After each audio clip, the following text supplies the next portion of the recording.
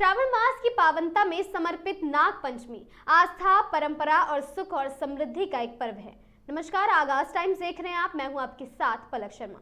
श्रावण मास, जिसे शिव का महीना कहा जाता है, यह महाशिव भक्तों के लिए अति पवित्र और पावन कहा गया है।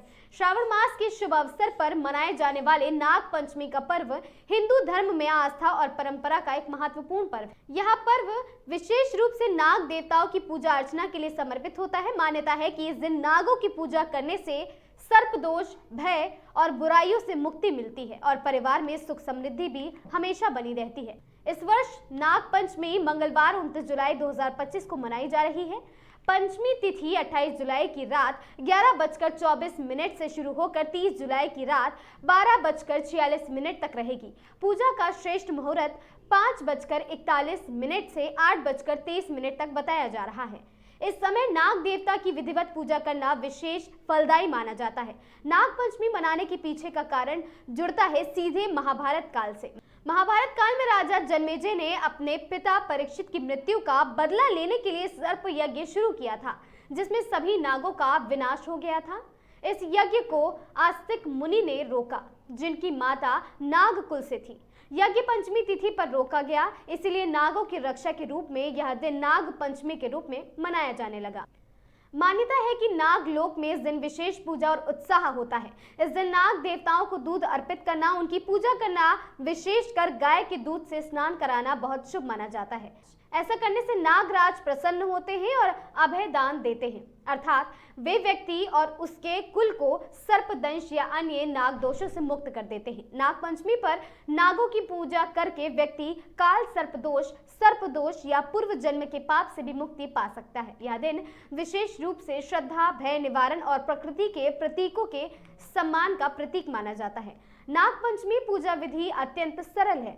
पूजा की शुरुआत होती है स्नान से। सुबह सूर्योदय से पहले उठकर स्नान कर साफ वस्त्र धारण करें।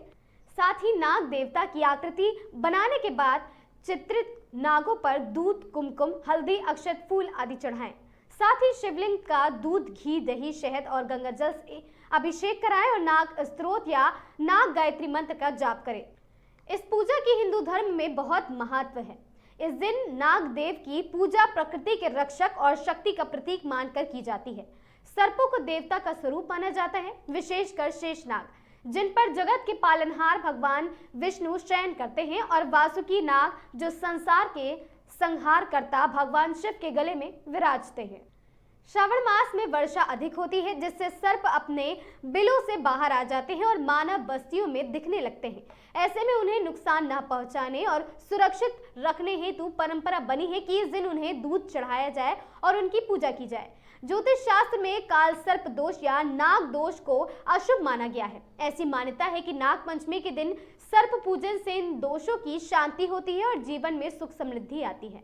शिप्रा नदी के तट पर स्थित उज्जैन महाकाल मंदिर में तृतीय मंजिल पर स्थापित नागचंद्रेश्वर मंदिर में साल में केवल एक दिन नाग पंचमी पर ही दर्शन संभव होते हैं। इसका मूल निर्माण परमार राजा भोज द्वारा 1050 ईस्वी में कराया गया था और उसके बाद इसका पुनर्निर्माण भी किया गया था। मंदिर में स्थापित प्राचीन प्रतिमा नेपाल से लाई गई थी, जिसमें सूर्य चंद्रमा की आकृति भी समाहित है। नाग पंचमी केवल एक धार्मिक पर्व नहीं, बल्कि यह प्राकृतिक, पौराणिक इतिहास और पर्यावरणीय चेतना का संगम है।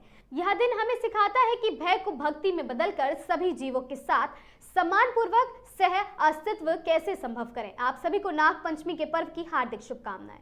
अगर आपको यह वीडियो पसंद आया हो तो वीडियो को लाइक, शेयर और चैनल को सब्सक्राइब करना बिल्कुल ना भूलें। साथ ही देखते रहें आगाज टाइम्स।